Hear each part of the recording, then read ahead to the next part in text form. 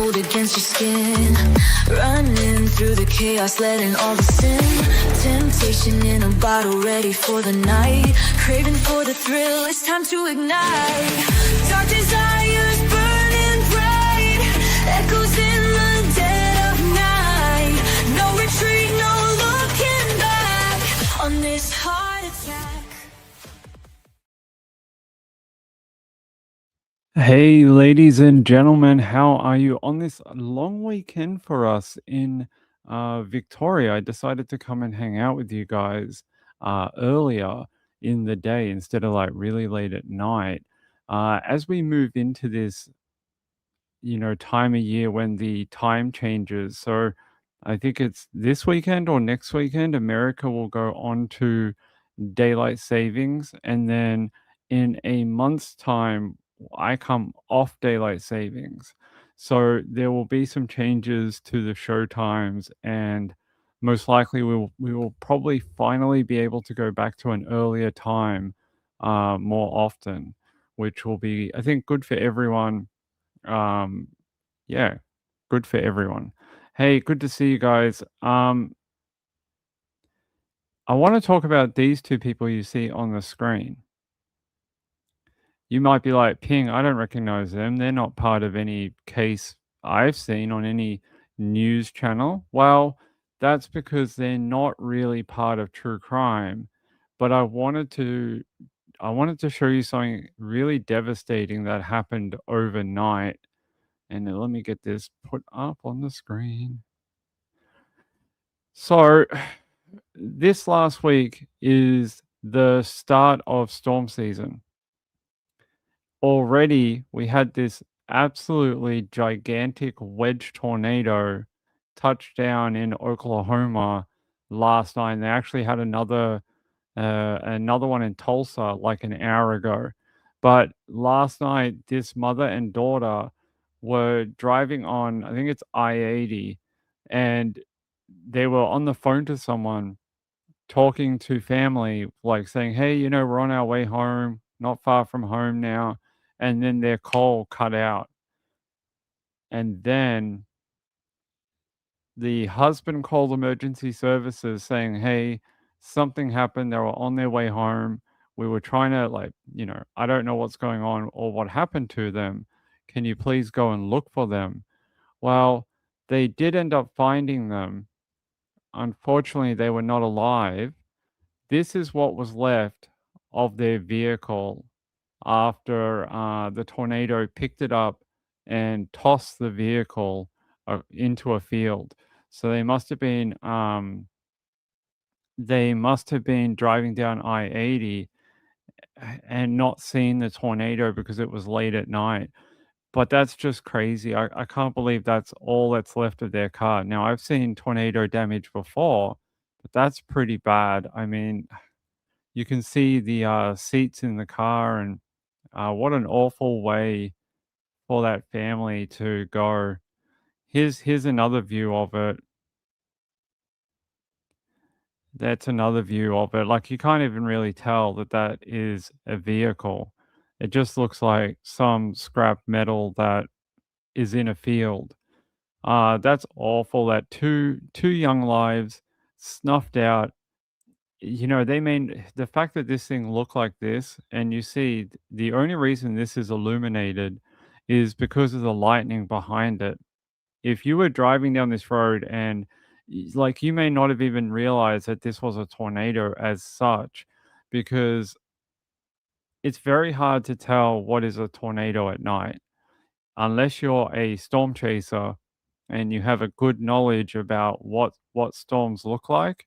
It's very, very difficult to tell, is that a rain shaft? Is that just cloud? Is that something I should be concerned about? Or is that nothing? And a lot of the times people can't tell the difference, especially when you get these wide, low base tornadoes. And this one's actually quite wide. Um, as someone who knows quite a bit about storms, I can see the difference here myself. You get this left edge here that's very straight, and it's on that almost right angle. That is pretty typical. and then you get this low base on the right side here. That looks like the wall cloud right there, and then the mesocyclone above that.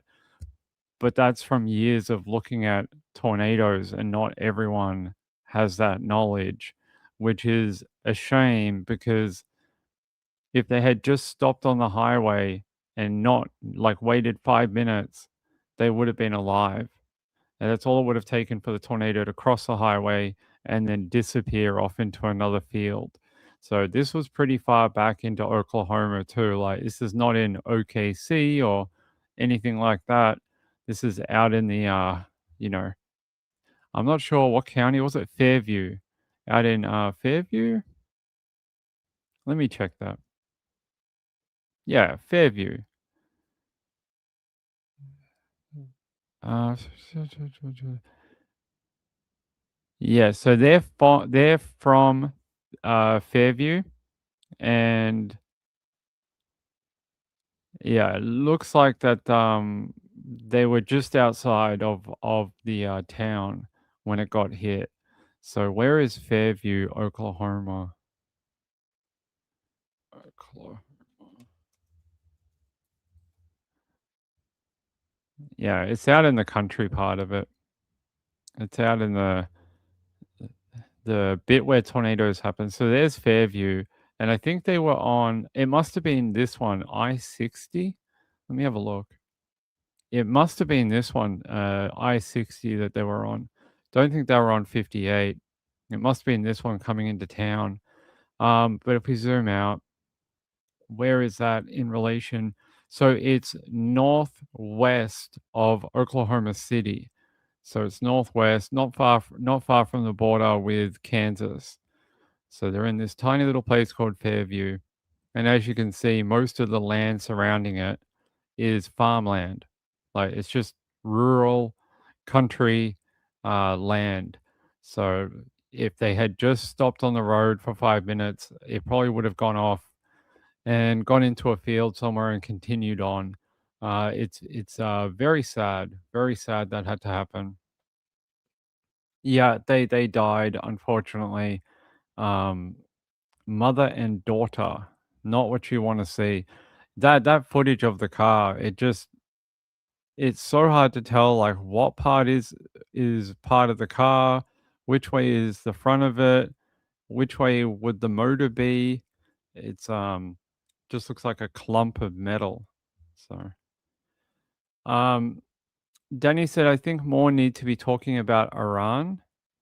I think the reason why a lot of streamers don't talk about Iran is because there's already a couple of like really big streamers doing it, and they already have a pretty good stranglehold on the sort of topic. So it's almost like it's not worth doing because everyone will just, as soon as that streamer goes live, everyone will just rush there and watch it over there.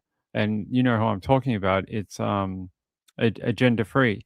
As soon as he goes live, everyone just cuts out of every other channel and goes there. So there's not a lot of point in doing it. And if you're a streamer, why would you want to compete with that? It makes no sense from a streaming point of view at all.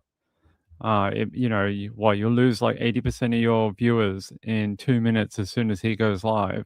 Great, that's exactly what you want. Not that I don't think that the whole war in Iran shouldn't be talked about, but that's just the realistic part of it, unfortunately. Um, Gayla said, doesn't he ever sleep? He's on all the time. I wasn't he in some other country like a week ago? I thought he was in a different country like a week ago. I saw him on his second channel. He was in somewhere in South America. I don't know. I can't remember what country, but he was overseas at one point, streaming from not Venezuela. I'm not sure. I'm not sure. Let's keep going though. Happy holiday March 8 for our time change. Yep. We're in the season of times and time zones getting mixed around again. By the way, so the 47-year-old woman and her 13-year-old daughter, they did start a GoFundMe, I believe. I'm gonna have a look for it. They did. Hold on. I'm just gonna go to the webpage here. They did. So the family is Jody and Lexi Owens. They are the mother and daughter, and they're the ones who were unfortunately killed. Already raised $81,000. That's a great outreach. A lot of those people would be from the storm chasing community, and a lot of the people in the storm chasing community really care about people affected by storms. And I'm sure one of the big streamers like Max Velocity or Ryan Hall would have told people to come here and donate to the fundraising. But yeah, they said Jody is a mother to 8 children and 4 grandchildren and a baby granddaughter due on May 1st. That Jody was so excited to be about and meet, and will never now get to hold. That is very sad. Jody was 47, her daughter Lexi was 13. You know, what a sad way to start the severe weather season with such a dramatic uh, death. It's not what we want. We want people to be weather aware and know that if you get those warnings, you shouldn't be on the road. And if you are on the road, turn on, one of the local Channel 9, Channel 6, Coco, K4, whichever one is gonna do the coverage, and listen to the roads. They'll often give you roads. They'll say, on Highway I-80 near mile marker 225 or whatever, the storm may be passing through that area, and then at least you know what's going on. You can also tune into your NOAA local weather station, and they will often give you tornado alerts, like what county, where, that type of thing, give you more localized alerts. Hey Joe, what's up, brother? Good to see you. You didn't have to stay till midnight. That's right. No midnight for you. Um, yeah. So over the next, what is it? Over the next week, the show times will roll back now. I had kind of wanted to do it throughout the summer, but it didn't make any sense. Even though I really wanted to, it didn't make any sense with like the daylight savings here and how the times worked. It was very difficult to keep trying to get on. But during the winter time for me, I think it'll be easier. So we'll still do some late shows from like throughout the week, but the majority of the shows will be earlier in the day because that'll be much easier for me. All right, let's continue. I know everyone wants to talk about what is a jammer, and Ping has a background in networking, so I can talk to you about it.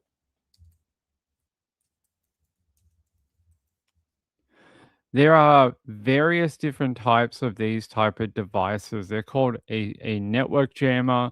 They're called a GPS jammer. There's a whole bunch of different types that you can get. Ones that work for 2G, 3G, 4G, 5G, Wi-Fi. Then you've got ones that work for other types of signals. They could be RF, that type of thing. Some of them are handheld, some of them are battery operated, um, and they normally the ones that you can sort of carry around sort of look like this. Now, there's ones that can even like block drones, and this one is for a drone. I'll show you the one for, if you have drones going on your property or something. This one's like for a type of drone, anti-drone device. And then if you want a cell phone jammer, there's these types that so all these antenna run on different bands, and that's what they're trying to pick up and block.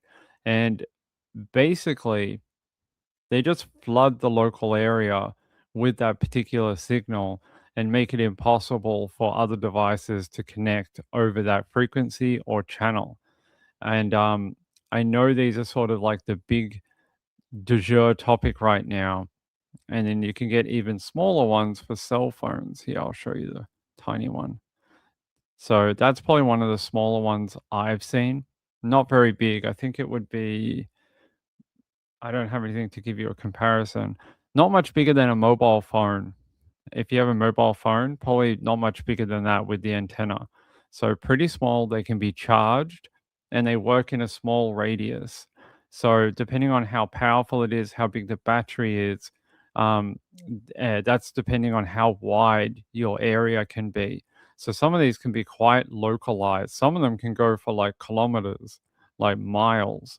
It just depends how much power, how much range, but they're fairly cheap and you can get them everywhere. Then you're not supposed to be able to get them, but you can get them. Uh, so I don't want to give people ideas, but there are Amazon, some of the Chinese market type sites like AliExpress, they all sell these type of like cheap cell phone jammers. Now, I thought they were illegal in America, but apparently they are not, or that they are, but no one really reports them. And if we go to what company? DHS, Department of Homeland Security, they actually have a page on it talking about jammers and how they come in all shapes and sizes. And they say they are trying to combat cell phone jamming, RF jamming, all these type of things. Wow, this one looks like a backpack that you can wear and walk around and jam a signal. They're saying here that the all these different agencies are working to counter illegal jamming threats and increase communication resilience. And they're saying that they have a public safety cyber resilience toolkit. Okay. What are they saying here? They're talking about all sorts of other technology. But yeah, there's a good example of the types and sizes for you. Um, why are we talking about this? Well, there's some people suggesting that in Nancy Guthrie's kidnapping, that the guy was holding a cell phone jammer.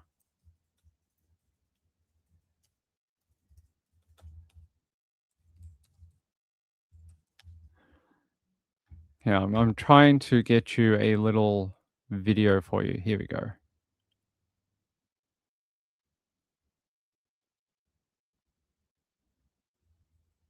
Tonight, in the search for new clues, several of Nancy Guthrie's neighbors tell NBC News investigators returned this week, asking them about any potential internet issues the night of Nancy's disappearance.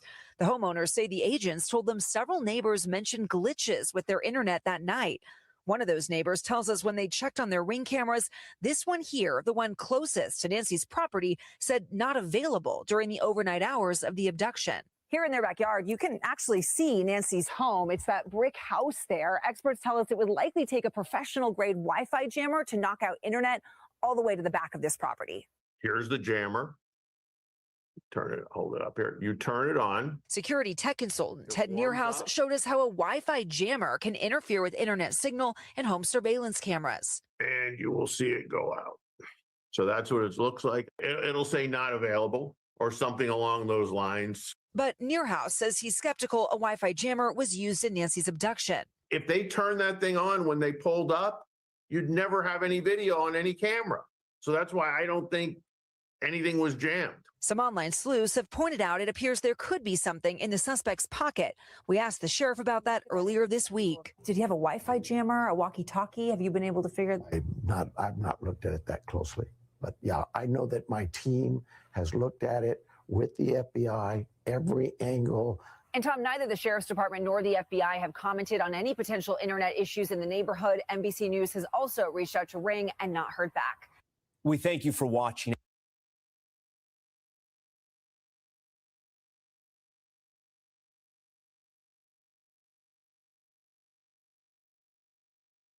Yeah, I don't know if that is a cell or Wi-Fi jammer. Like he points out, if they did that, then how come we have the video or like there's video right in front of him? If that was a cell phone jammer, that would have killed the camera right in front of him, and he wouldn't be acting in this particular way where he's trying to grab flowers and put them in front of the camera. If he knew he had a jammer, why would he do that? You know, he would just walk straight up to it and be like, "Done. We're killing the video." He would have no fear of walking up to that doorbell, and he wouldn't be like lowering his head and trying to stay out of the view of the camera because he would have confidence that the device he has would work. Who knows why that other home on the back didn't have any, not available. Who knows? It could have been something to do with his one. It could have been, and who knows? It could be a billion different issues. Um, Joe said ring doorbells are Bluetooth, right? I think Bluetooth connection to the base station, and then you have to have some sort of internet to get it out. Yeah, a lot of them can run multiple bands. I've seen ones that can do multi, so some of them do like RF, Wi-Fi, cell. But I think they would be bigger than something that could fit in your pocket, especially if you're doing like multiple types of signal. I'm just trying to look. Yeah, like this is one that can. I think this is one that can do multi. But like, look how big it is. Look how large this thing is. It's not exactly something you can fit in your pocket. I think the ones that are that could fit in your pocket are like localized. Yeah, I don't think it's a jam. I like the idea of a walkie-talkie though. I think that might be a good idea.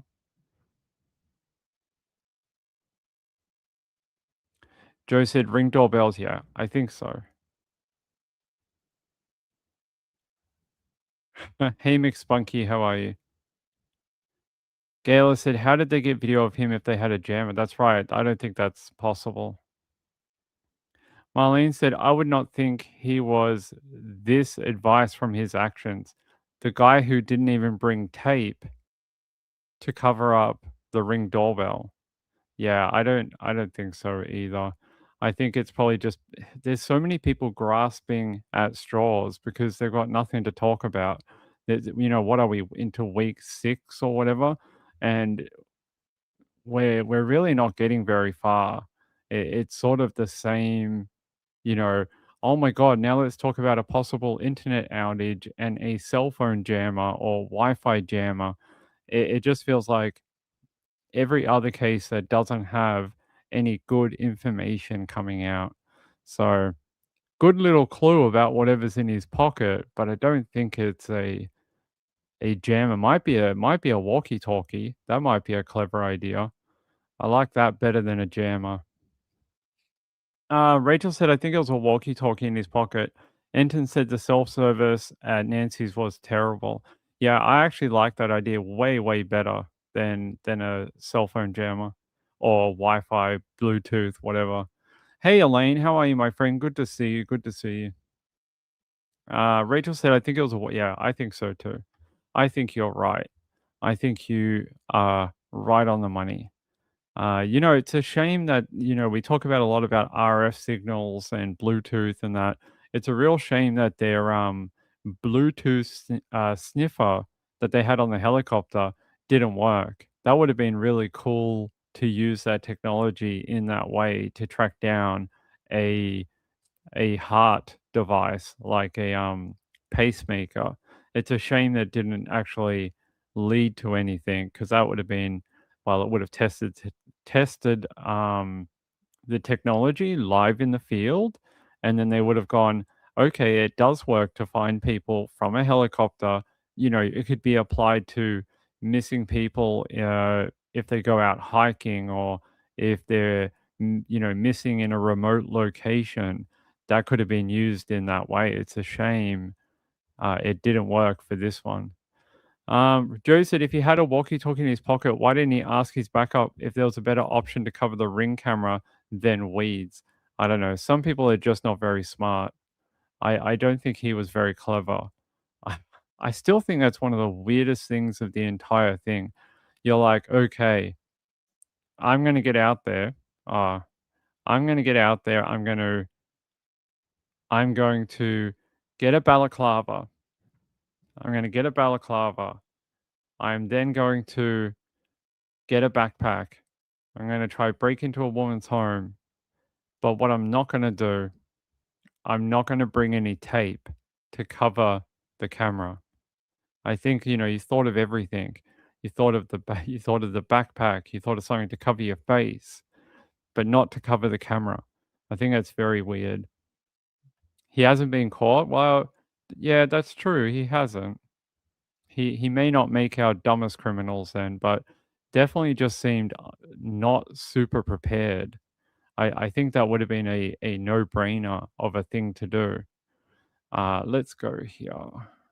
Other than that, Nancy, Guthrie's daughter, Savannah, was on the, Today Show, earlier. I don't think I can play it, otherwise they will kill us and take us to the YouTube, but I might be able to show you some screenshots from the video. There you go. So she did end up, heading back. The morning Oh, met with oh, a yeah. swell of emotions as God. There you go. So, yeah, she did end up heading back, seeing her work friends. Interesting. Maybe she's sort of done with being in Arizona. Maybe feels like she has to go help her family and get back to New York. But yeah, did make it back to her TV family, and we'll see. We'll see what happens. Maybe her presence on TV will draw out more people to give information about where her mum might be. Let's go here. I had an update that I wanted to. I had an update from Arizona 15. Hold on.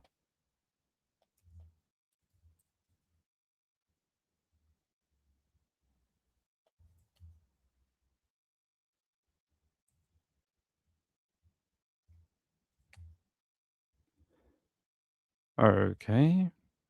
Why is that not working? Uh,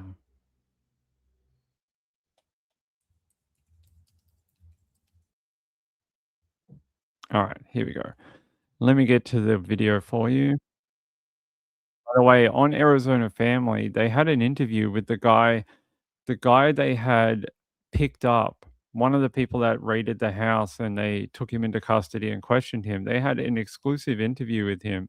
I don't know how exclusive it was, but they did have him on their channel a few days ago interviewing him. And what was interesting is a lot of people they were messaging the news station saying, "We don't want the polished, interview. We want the uncut video from when he came in, when he sat down, when he introduced himself."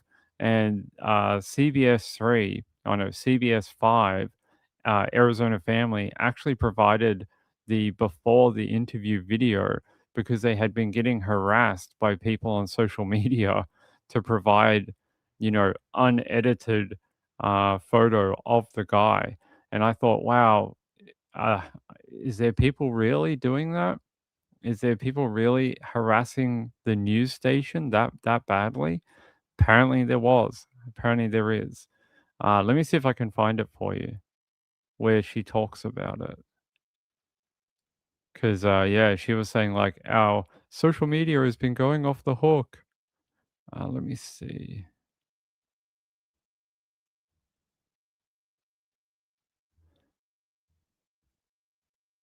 Maybe it's on their other thing here.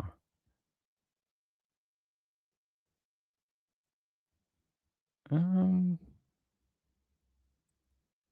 did they pull it down?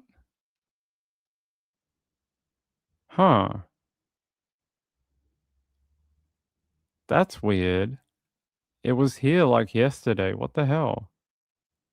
I don't know if it's on there anymore. I feel like Ping is going crazy. It has to be here. Hold on, guys. Give me a sec.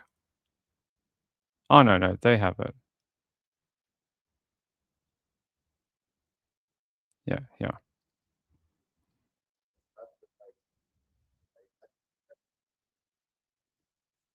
In relation to mine.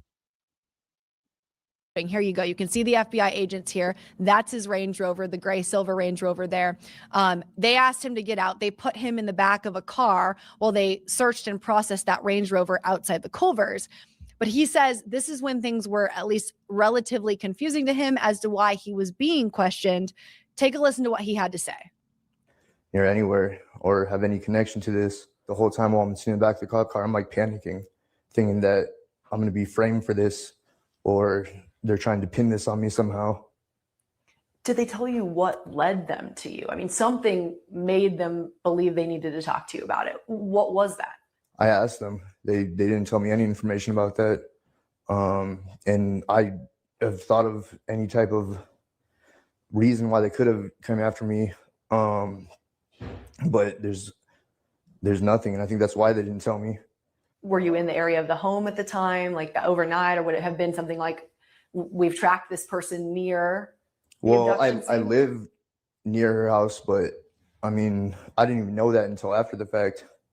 Like I barely just learned where her actual house was in relation to mine. There you go. So they played this entire interview. They asked him a lot of questions about what was going on that night. Was he in the area? He denies. He says like he lives locally. He's obviously been around the area, but he's saying he doesn't even know who Nancy Guthrie was or why he would be picked up. Part of the disappearance. The one thing I saw is he changed his appearance a bit. And I don't know if that's because he doesn't want to be associated with the guy in the mask. He was saying that he had people coming up to him saying, "Oh my God, your eyelashes are exactly like the guy in the balaclava video."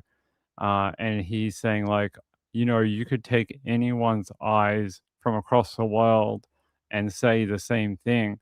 But he used to have a goatee and a beard, and now it's gone. I don't know. Maybe I would do that too if people were saying that I was involved and, I had the facial hair. Maybe I would shave it off as well. I'll see if they got the other photo of him. They might on here, but they had his before photo, and I noticed lately he's doesn't have the facial hair. I thought they did show it. Okay, maybe they.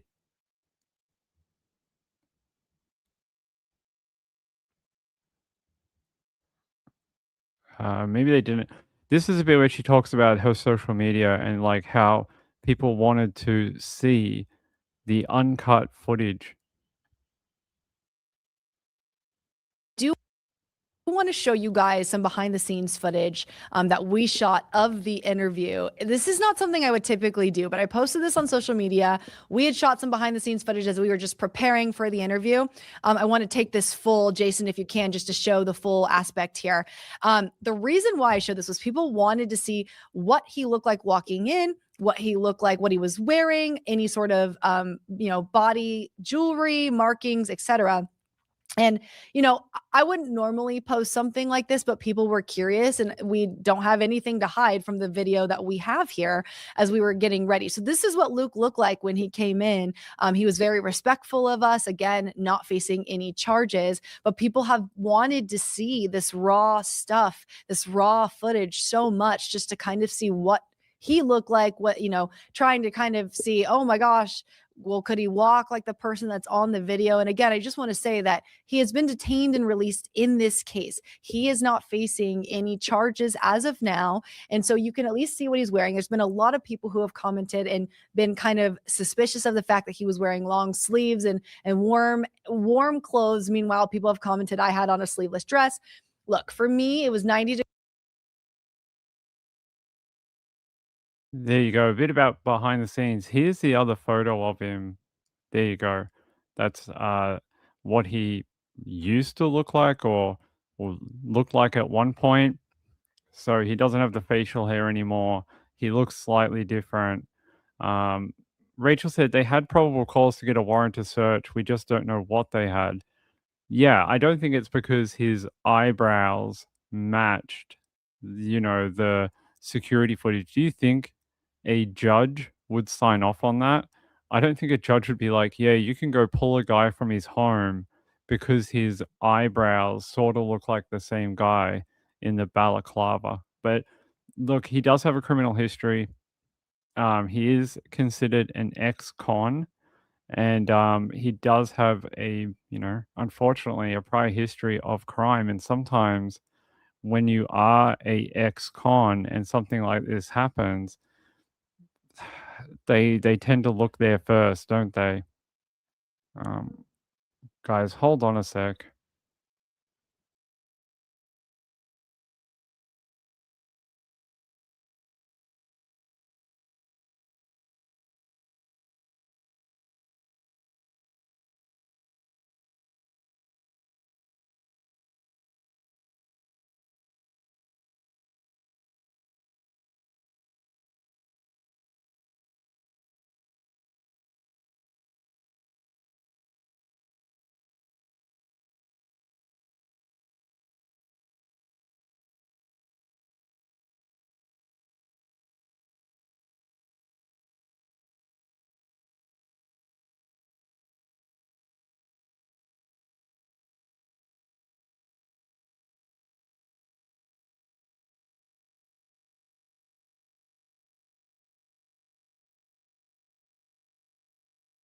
All right, there we go.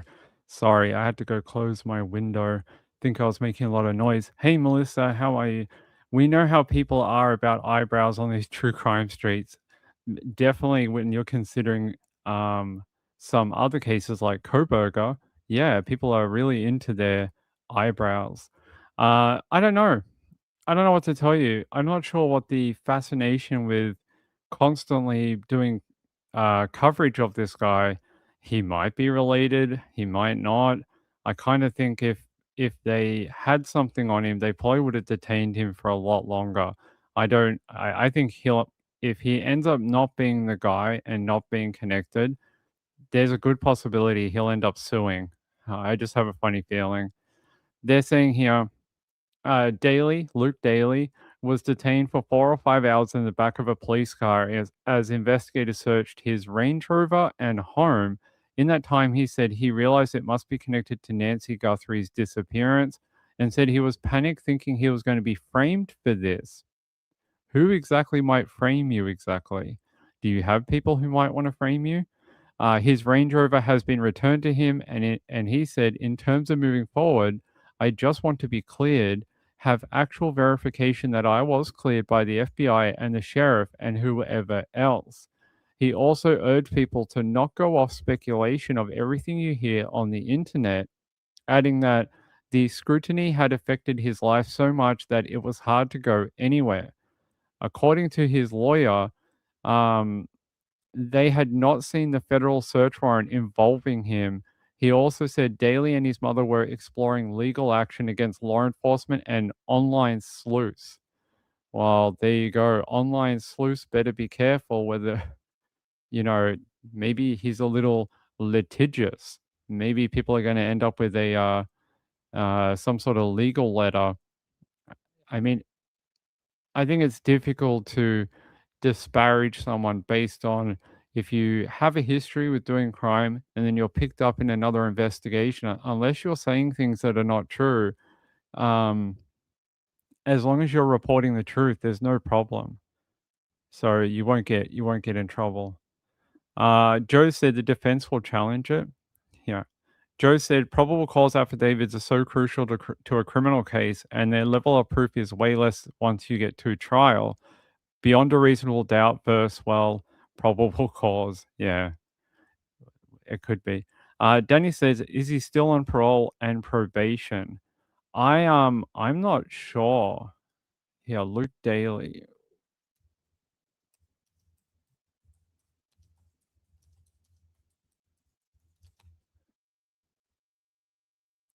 I'm not sure. Someone that's much smarter than me probably knows. but I'm not 100% sure. Kim said, I heard this guy was dating a relative of Nancy's. I mean, that could be a connection to the family, I guess. Gail said, so he's going for everyone around the world. I'd love to see that lawsuit that that lists every live streamer on YouTube, TikTok, any other platform. They'll have a list of like 20,000 people. That would be an interesting court case. We could all cover it and cover it together. They're saying here, Daley's lawyer has emphasized that he has no connection to Nancy's disappearance. Mr. Daley has no link whatsoever to Nancy Guthrie and has no information related to her kidnapping.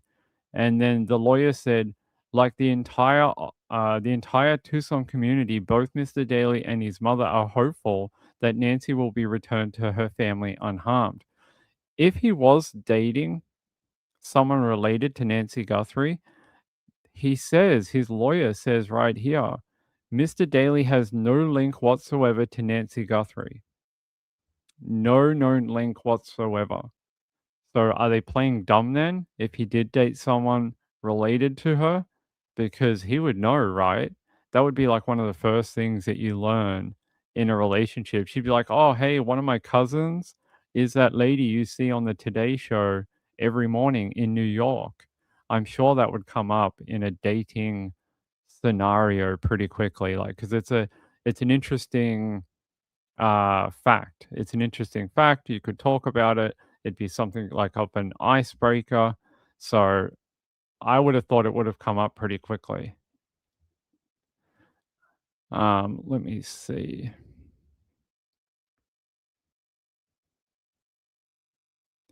I don't think I have too much more. I know Inside Edition, even Inside Edition's covering it now. They saying that he lives within 2 miles of her home. So that's pretty close. Pretty close. Look, we're winding up another week in the Nancy Guthrie investigation, and I want your honest opinion. Do you think we've actually got anywhere from the last 3 weeks, even before that, to today? Do you think you know anything more about where Nancy Guthrie might be or why she was taken in the last 3 to 4 weeks? Do you have any more information? Because I think I don't. I think we've heard a lot of you know, in between information, some interesting sort of orbiting type info, some random tidbits about people that may or may not have any connection to it, and we know a lot about the family, but I don't think we actually know anything more about where that woman is or why she was taken. So I think that is very sad because you have to think of it now that the most likely scenario, like Chris Bagzarian, that she is probably not alive. Like they had Chris Bagzarian for 2 days and they already tortured and killed him. I don't think someone's keeping this 84-year-old woman cooped up in a spare granny flat somewhere, feeding her heart medication and making her meals 3 times a day, letting her watch Jeopardy on TV. So I think the ending to this is very sad. We just got to find out where they put her. Hey Diane, how are you? Diane says nope. Lynn says nope. Rachel said, I'm hoping the task force is working hard. I'm sure they are. I don't think anyone's not working hard. Danny said no, but I think the feds do. They probably know more than they're letting us know. Montana said they've got nothing. Took too long to start looking for her. They didn't even get the helicopters in the air, did they? They didn't even get the helicopters in the air. All right. Let's keep going.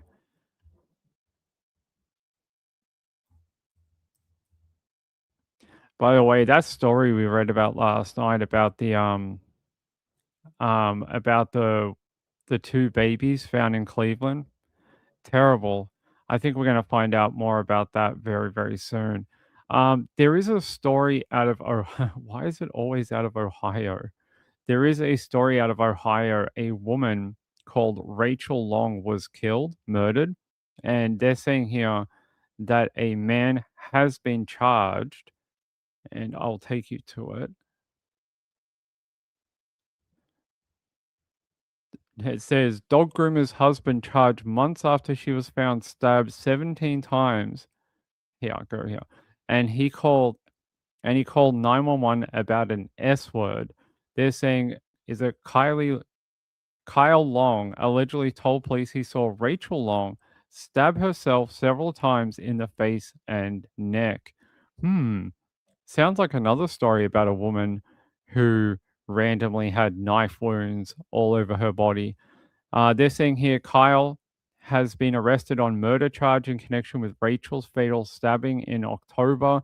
Rachel Long, 32, had asked for a separation from her husband before she was found drenched in blood in her own bathroom.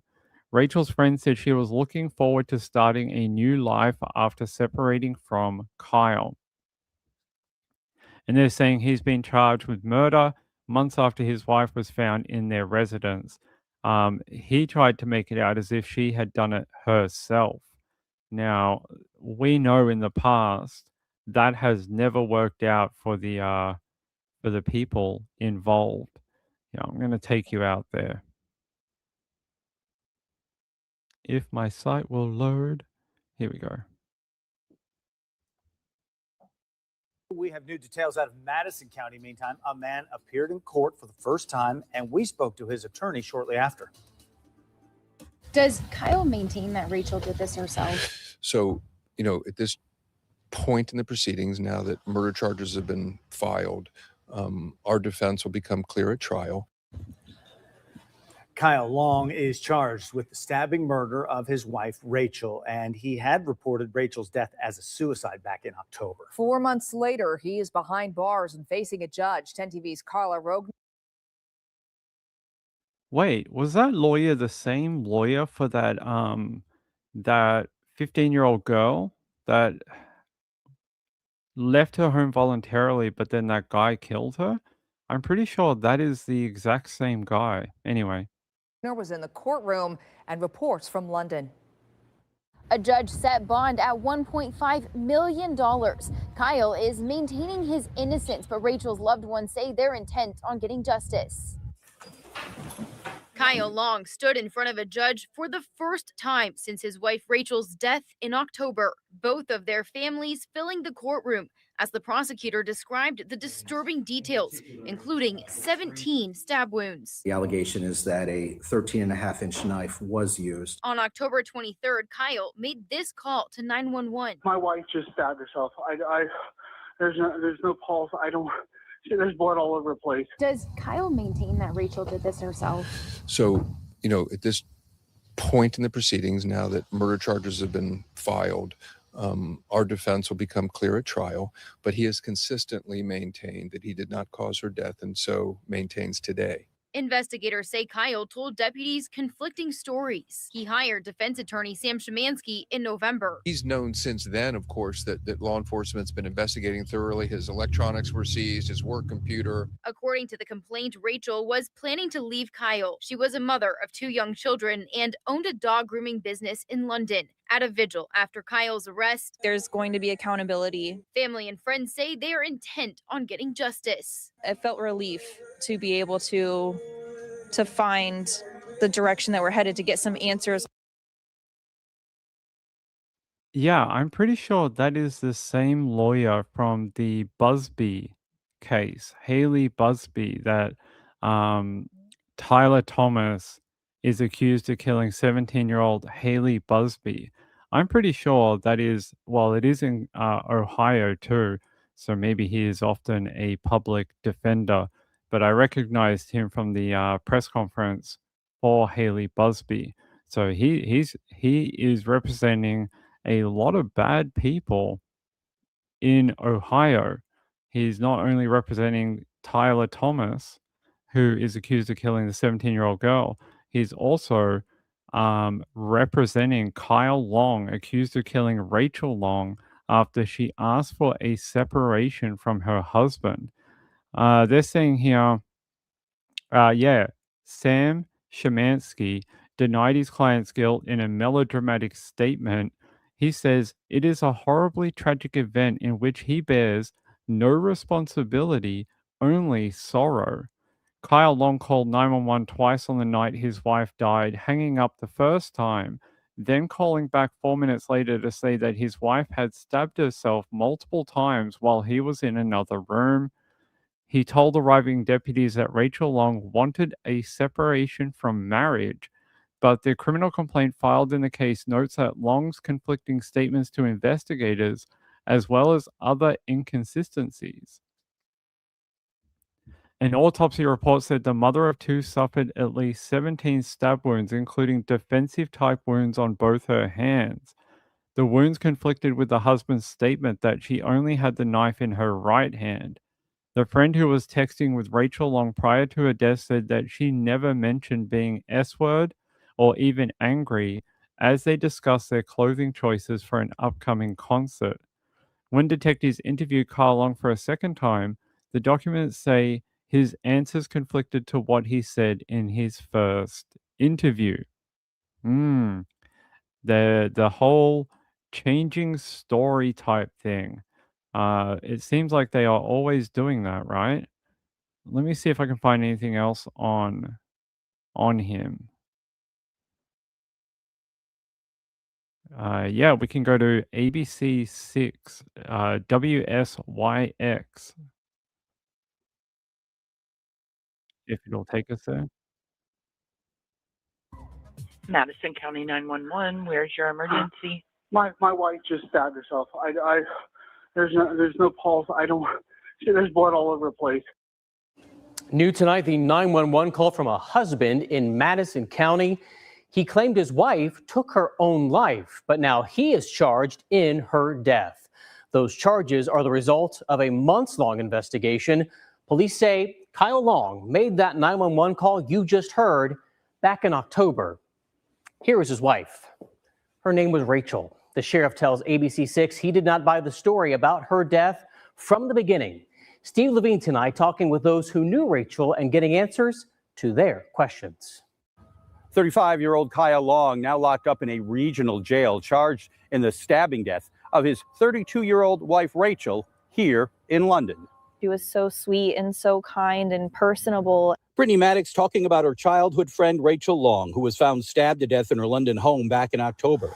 The mother of two, known for her laughter and love for animals, owned a London grooming business. People say do what you love, and Rachel was able to do that and then also connect with the community that she knew and grew up in. Madison County investigators say October 23rd, Kyle Long called 911 from the couple's home, claiming his wife took her life. My wife just stabbed herself. There's no pulse. There's blood all over the place. Brittany telling us Rachel, not someone who would take her own life. Yeah, this was not Rachel. This was not the way that she would have ever handled a situation in her life. I mean, it's just not her. Despite Kyle claiming his wife committed suicide, the sheriff says Rachel's death was treated as suspicious from the beginning. It was ruled a homicide by the coroner at the end of December. When did Long become a suspect? Ever since we responded to the residents up there, we've investigated this as suspicious from the beginning. And interesting that in this particular one, compared to Ellen Greenberg, you can hear the authorities saying, oh, we investigated this as suspicious from day one. But poor Ellen Greenberg has been fighting, her family has anyway, fighting for years to get a proper investigation into her death, even though the state says that they've done everything they can do to investigate, but that is a different story. But interesting, in this particular one, they didn't believe him for a moment, and like they said, the defensive wounds on her hand didn't align with what he was talking about. he was saying, oh, she only had the knife in one hand, but there was wounds in either hand, which doesn't make sense if you're, doing it yourself. All right. Play the rest of it. The button's like not going. Let's go. Mr. Long wasn't the only other person in the residence. Charging documents we obtained state investigators found several inconsistencies in Kyle's story that Rachel took her life.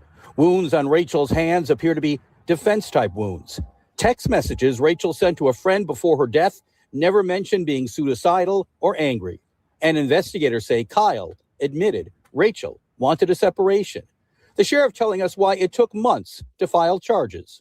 We have to make sure all agencies involved, we've got those reports back and able to put all that evidence together and that they all align. Rachel's family and friends grateful to finally see an arrest as they now push for justice for Rachel. It's the most important thing. It's the only thing that we've thought about, talked about, and fought for since October 23rd.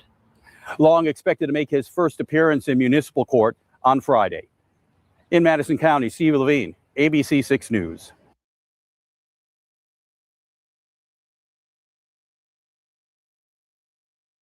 There you go.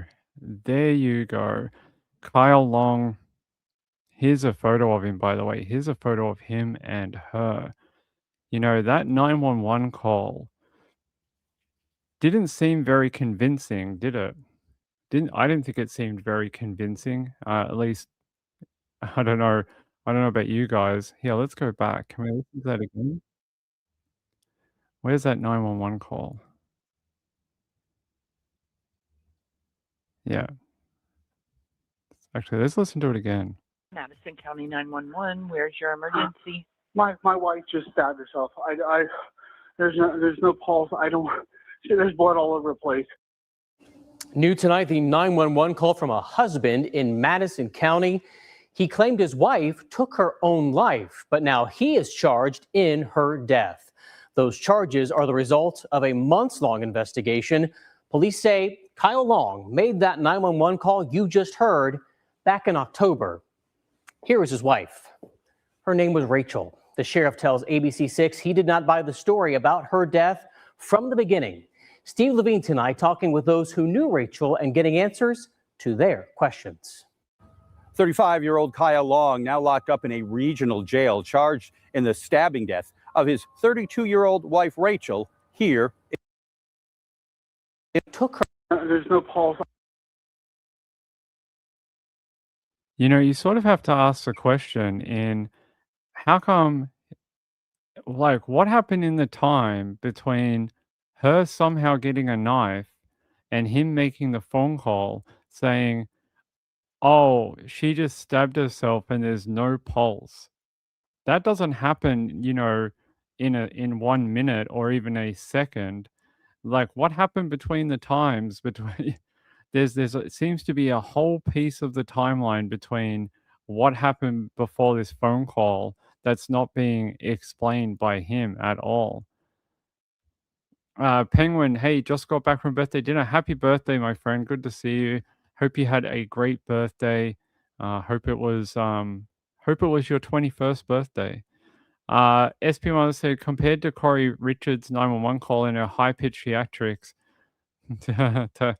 that phone call, the one that she did, no. Not going to win any Oscars for that particular phone call. Not at all.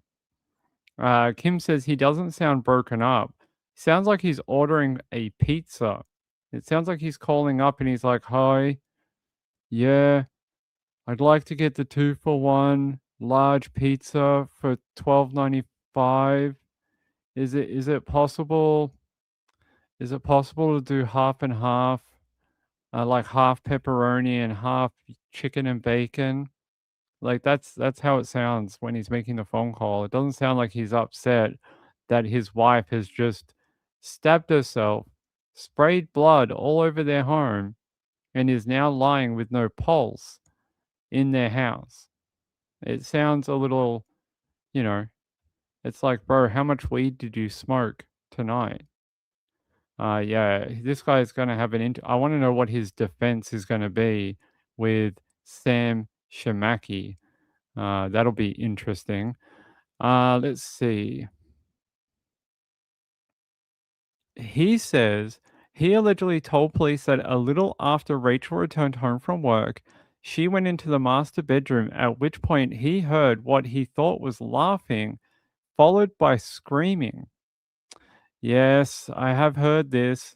This is a symptom of people with S word, a lot of laughing followed by screaming. He said that when he went to see what was happening, he saw Rachel stabbing herself several times in the face and neck. I don't. That doesn't sound right. Authorities responding to the scene found Rachel in the master bathroom, lying in a pool of blood, in blood-soaked clothing per the warrant. She also had knife wounds to her hand that an autopsy determined were defensive wounds. The autopsy revealed Rachel had died from multiple sharp force injuries and that she had at least 17 of them.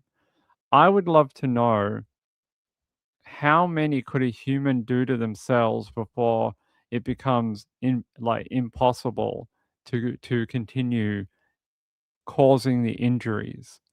There would have to be a point, and I wonder if 17 is past that point of what a human could do to themselves. I would have thought after the first wound or two, they would become slowed by the injuries and the damage. Right, blood loss, passing out. 17 seems awfully like a lot. Gaylor said he didn't try to stop her. No, he apparently was off in another room listening to her laughing and then screaming. I think we need more about the laughing and screaming from him, about what does that actually mean. Here's his mugshot, by the way. This seems like another story of a woman who was trying to take control of her relationship by leaving or having a separation to have time for herself. Partner seems to have not liked that idea very much and decides instead of just accepting the other person's decision, he's decided, no, what I'm going to do is I'm going to violently attack her instead of letting her make her own choices. It's very disturbing how many men in this world are like that. That instead of just being like, okay, I respect your decision, no, they would like to either hurt them, kill them, or, a variety of other things. Rachel said, I wonder if there was a history of DV. I bet there was. The problem is, a lot of the time it's not reported. So we may not see a record on the PD about prior call outs or him being taken in for DV. We may not see it because she may never have called. And that is quite common. Another bad haircut. Yeah, a lot of the guys arrested have very bad haircuts. SP Miles said he looks dead. This will be a short trial. Yeah, I'm not expecting it to be a very highly challenged trial. I suspect once we get into the forensic evidence, he will have nowhere left to go. Police have not declared an alleged motive. They stated in the warrant that Rachel was wanting a separation and that they said, we knew that she was excited to leave. She was making new relationships and friendships and looking forward to a new adventure as a single solo mom. The mother of two owned a pet grooming and boarding company. She was an animal lover at heart. She was also active in rescuing dogs. She was an avid reader and loved attending rock concerts. Yeah, you go. He's being held on a $1.5 million bond, and we will have to wait and see what happens when it goes to trial, goes through the court system. But at least for now, he is behind bars. But I'll play you one last thing. It is an interview with a friend of hers, describing like the type of lady she was. We have new details for you tonight about a Madison County man who is now charged with murder in the death of his wife. Deputies arrested Kyle Long near his home in London this morning. Now, this comes more than 4 months after his wife, Rachel Long, died in October. According to court documents, Kyle told detectives it was a suicide. But as 10 TV's Carla Rogner reports, those closest to Rachel have long held doubts. Rachel's friend says she was doubtful of Kyle's story since the beginning. With Kyle now in custody, she's hoping to get justice. My wife just stabbed herself. There's no pulse. There's blood all over the place. That's Kyle Long on the phone to 911 around 4 p.m. October 23rd. I was working and I heard her and I went in there to grab her and everything just, I don't feel a pulse. By the time emergency crews arrived, Rachel was declared dead. Autopsy reports revealing at least 17 stab wounds and defensive wounds on her hands. We never believed it was suicide because we had known that Rachel wanted to leave this relationship. Brittany Maddox has been Rachel's best friend since middle school. We knew that she was excited to leave. She was making new relationships and new friendships and was looking forward to her future as a solo single mom. She's been pushing for answers since October. It was just hard to deal with and just really felt like we were losing our minds. Why did it take several months to make an arrest? These investigations aren't as always cut and dry as people think that they see in the eyes of the community. Sheriff Sweeney says his deputies arrested Long this morning after the coroner changed his ruling of Rachel's death from suspicious to homicide. Ever since we responded to the residents up there, we've investigated this as suspicious from the beginning. And, Mr. Long wasn't the only other person in the residence. Rachel, a mom of 2, held a passion for animals, opening Pawfect Pups and Grooming in downtown London in 2017. She was just kind and sweet and cared about everyone and everything, and animals were really important to her. So that is sort of how she found her career. It's always do what you love, and she got to. Kyle Long is scheduled to be arraigned here in Madison County on Friday morning. Reporting in London, Carla Rogner, 10 TV News. Very nice to hear from people who knew and loved her. Sounds like a nice lady, someone who, anyone who loves animals. Look at that. Look at the dog. The dog's all like, he's just like enamored with her. Sounds like she was doing a lot of good in her life, opening up that business, servicing the community, and it sounds like this guy had nothing going for him, and maybe he knew that when they separated, she had, all the arrows in the fire, and he had nothing. And he's sort of like, if they separated, he'd have no money because he was probably living off the business that she created. And he just knew that he would have nothing else.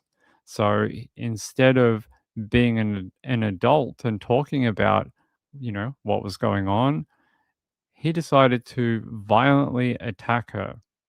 Seems like a great thing to do, right? No.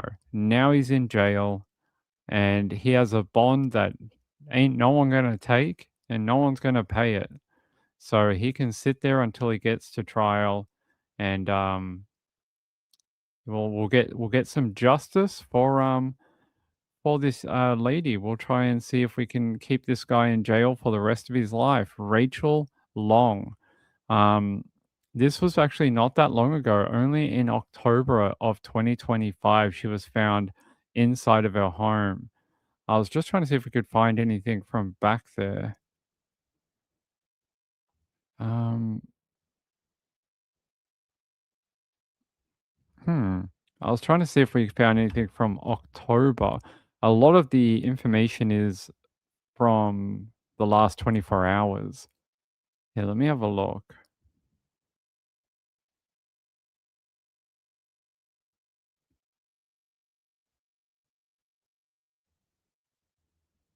Okay, not really anything that we haven't talked about.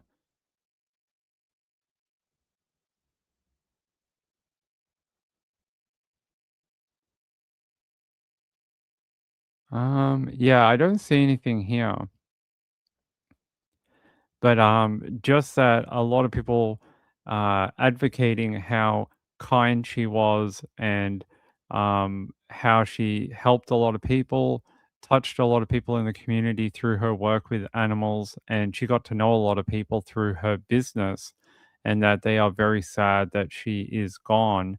Not just gone, but, is a victim to someone that was supposed to love and care for her, even in a separation. And, you know, now it's ended up in a court case all over TV, the internet. That must be very difficult to deal with. It sounds like the authorities do not believe his story, though. It sounds like the forensic data came back and he was, not believed. I think they were waiting on some probably expert testimony or advice that there's no possible way. I think we're going to hear at trial that there's no possible way that a human could do that to themselves. I just have a funny feeling that's maybe what they were waiting on was some sort of expert opinion in humans and stab wounds self-inflicted and how that works, and those kind of things take a while. They said it was a over 4-month investigation until they could actually arrest him. And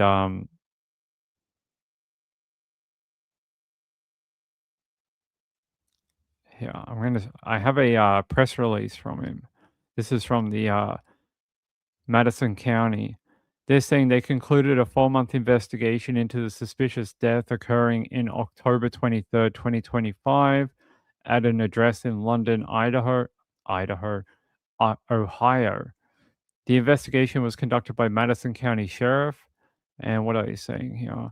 He was arrested on March 4 based on probable cause for the murder of his wife, Rachel Long. He was charged with murder. The matter is scheduled for arraignment, which did happen. He was refused bail. Well, not refused, but they gave him such a high bail that he won't be able to make it. A criminal charge is merely an accusation, and the defendant is presumed innocent until and unless proven guilty. There you go. Unless and maybe in the future proven guilty. I would have liked if they gave out that photo of his booking photo. Yeah, I don't think they did. Well, we will have to keep an eye on that one. We will have to keep an eye on how that travels through the court system and see what that means. And maybe we'll have to cover the trial if we get there. Hopefully, he realizes that he's backed into a corner, knowing that the evidence is very strong and that they might be able to get him to plead guilty. That would be good. Don't know if he will, but it would be good. All right. All right. I want to show you something. That's right. Gail said, I hope you can't use her grooming salon as equity. I'm going to guess that it would have been frozen as soon as he was charged with a major crime. I bet you it would have been frozen and there would have been no way for him to access it while her death was undetermined. So they already labeled it suspicious. That means that the insurance company probably would not hand it over until there was a final determination. Now the determination is murder.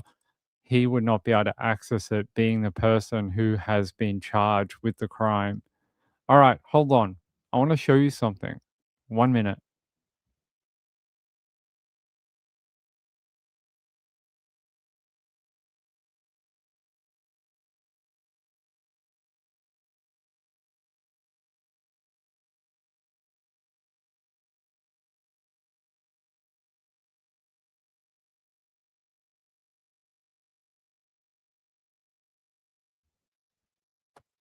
All right. Hey, I'm standing up, guys, and I'm right here. Do you see this giant box here? Do you see a giant box? This box is huge. This is from DJ, right? And inside of it is a brand new puppy for all of you. I'm like Oprah. I'm going to give you all a puppy. Okay, it's not a puppy. It's filled with brand new cars. Like Oprah, I'm going to give you a brand new car. Okay, it's not filled with cars either, but it's filled with Girl Scout cookies. Like tons of them. And our border force gave me a love letter saying that they had opened the package and didn't take anything, but they had opened it. They had opened the package. Yeah.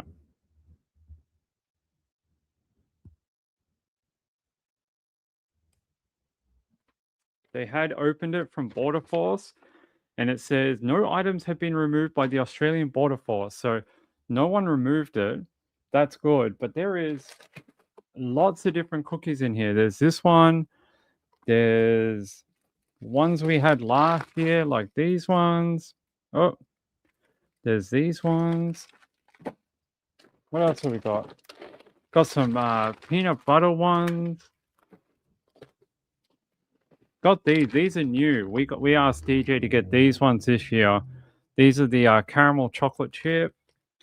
What else have we got? Oh, Thin Mints. Got some Thin Mints as well. There is, I don't know, there's got to be 40 packs of cookies in here. Literally 40.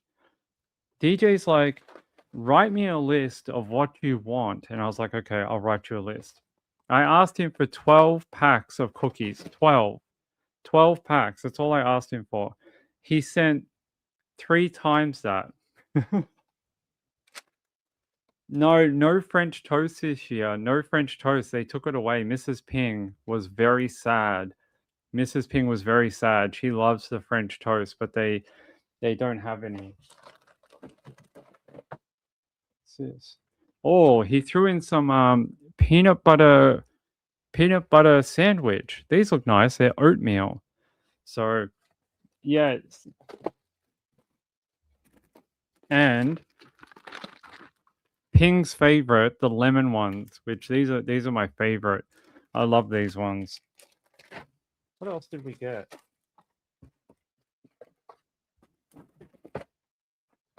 Oh, and of course, some trefoils. Actually, is DJ here?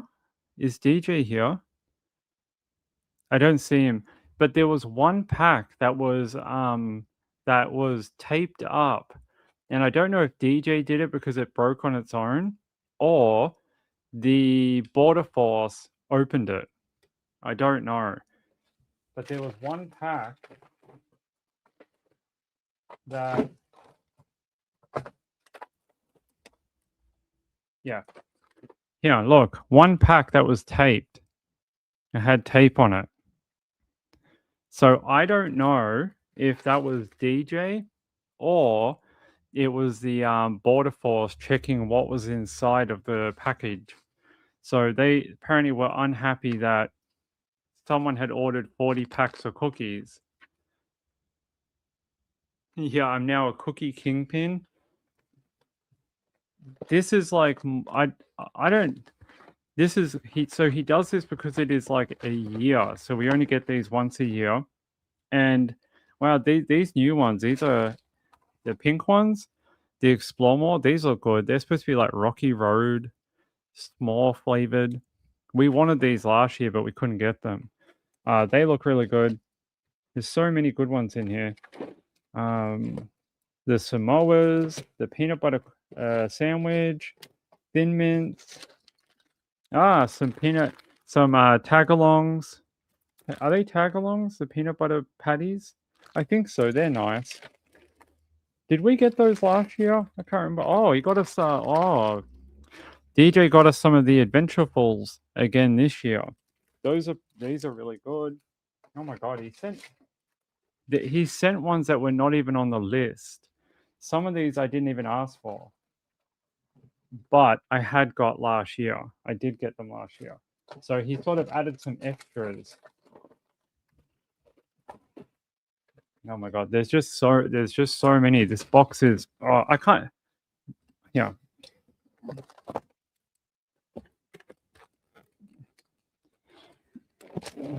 That box is it weighs about 20 pound. It is huge. I don't know how, and I'm not even going to tell you what the shipping says on the box. I'm not even going to tell you, but that was insane.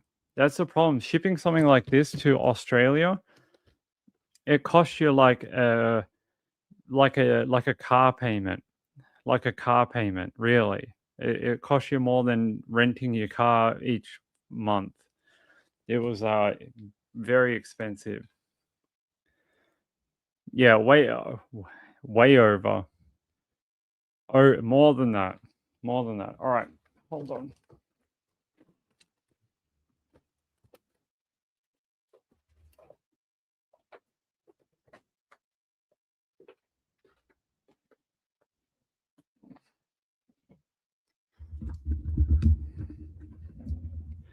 All right. DJ is a bowler. Yeah, I mean, he did a really good job.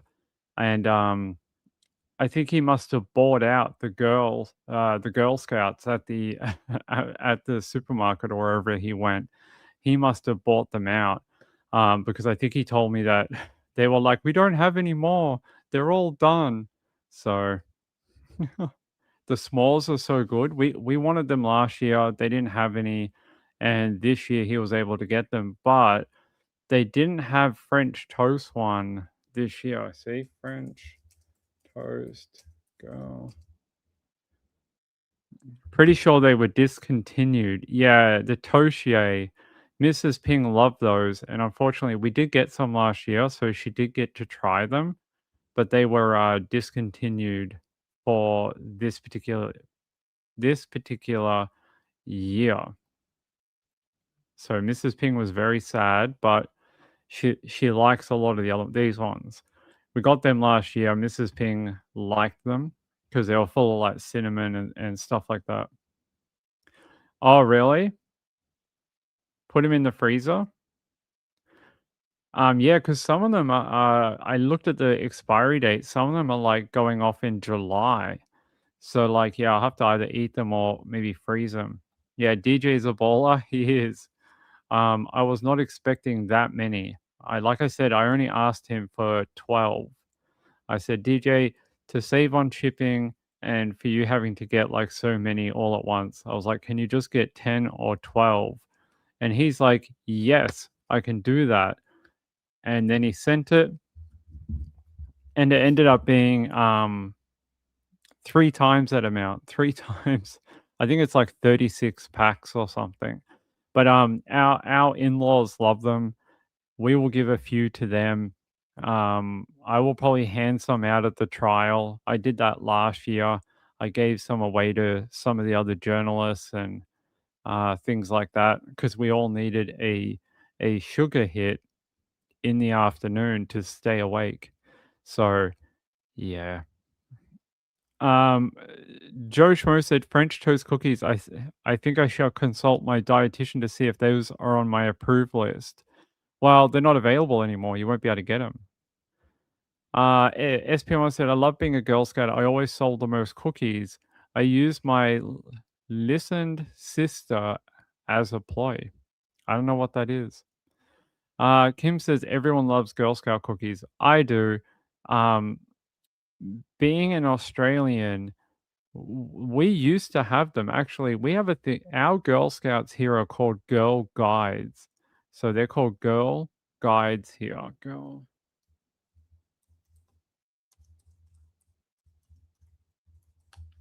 Many years ago, they did actually used to sell sort of like the same thing, and I'll show them to you. They used to sell, they tried to do the same thing as America. There you go. So they sold like a tray foil. They sold one that was like a tray foil dipped in chocolate. They sold a chocolate one that was a mini version. And then there were even other ones, if I can there was others, but they don't know if they ended up doing them or not. They ended up doing these ones in New South Wales. So they did like a gluten-free, a triple choc, and this, but for some reason they stopped doing them. They don't do them, and yeah, I don't know why, but they just don't do them anymore. But yeah, you can tell with the Girl Guide one, they look very similar to the trefoil, especially the original guide biscuit. They look very similar to a trefoil. So they tried to get it going. They tried to get it going here. It didn't work, and yeah, no, that's not for. Hmm. No. What? Oh.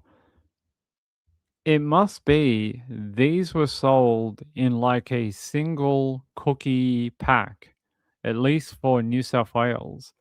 And then, yeah, 16 in a $40 box, and then they would have to make a profit on that. So they're probably like $3 each or something. Hold on, what would that be? 3 times 16. So they'd make like $8 on every box if you sold it for like $3 a cookie. So yeah, you can see why some of their things didn't work. Yeah, no wonder it didn't work. Although the ones in Victoria had the right idea. The ones in Victoria with this type, like the US, very similar to the US ones, they had the right idea, but they kept it very boring. They only sold the trefoil, the chocolate trefoil, and then a mini choc chip. And then they didn't branch out. They didn't have like all the flavors and the mint, and so it never sort of became as sort of a bigger thing like in America. Marlene said, "Sell my cookies outside a medical pot store." Hey, you would sell out in a night. They just sell them outside. You know, what's that movie where they have the Girl Scout cookies and they go to UCLA at like 10 p.m. every night, and then they go to the dorms and they just sell cookies all night in the dorms at university. And that's pretty funny because, yeah, you would make a lot of money. Um, Penguin said it cost me over $50 to mail 2 dozen cookies to the UK. Yeah, well, I can tell you it was even more than that, Penguin, to Australia. Yeah, you don't need medical where you're at. That's right. So that was very nice of DJ. When I open some of the new flavors, I will test them on the channel, and we will see what they're like. But yeah, to get a love letter from the border force, I don't know what they thought was inside of the cookies, but it's something that they didn't like. Yeah, what's going on? Who is emailing me? All right. I don't know who's emailing me. Who is emailing me? I don't know. Give me one sec, guys. Someone is. Hey, by the way, I want to thank Penguin. Hey, Penguin. Penguin. Thank you for the donation, my friend. I appreciate it. All of it goes towards the fundraising for the Samantha Murphy trial, which we're like a month away from now. I'm looking forward to going back to a live trial. I have recovered enough from the Aaron Patterson one. I've recovered now after like 9 months. And we're going to go back and do it all over again. So that'll be a lot of fun. That is coming up sometime. It's supposed to be coming up early April. We'll see. But yeah, it's supposed to be sometime in April. Hold on.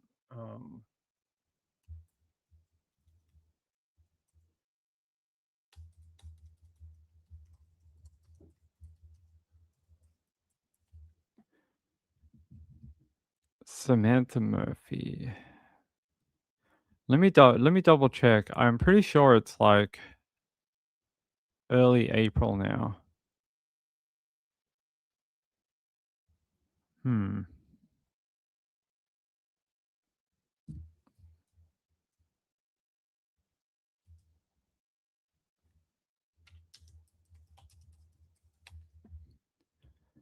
Yeah, April 8th in Ballarat. So we have to go out to Ballarat. Supposed to be a month and a half trial, but so was Aaron Patterson's trial.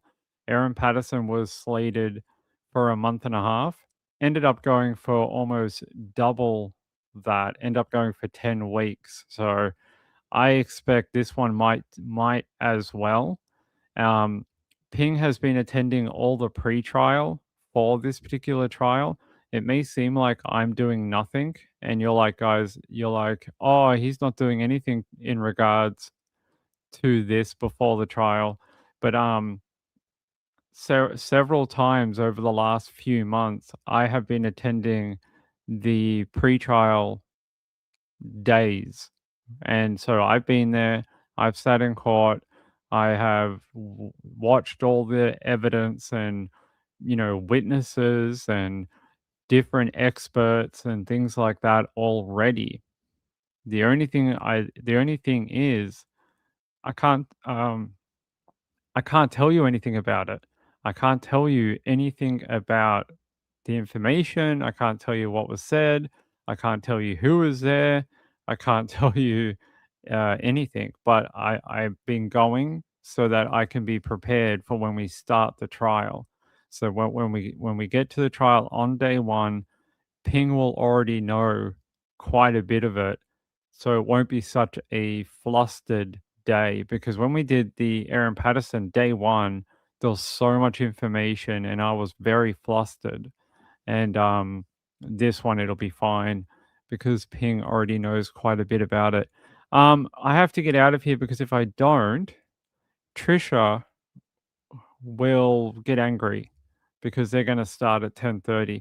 I think they're also going to talk about the cell phone jammer.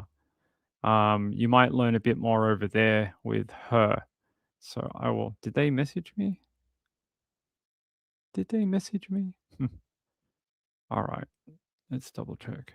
Whether I come back later or not, I don't know. I'm not sure whether we're going to or not.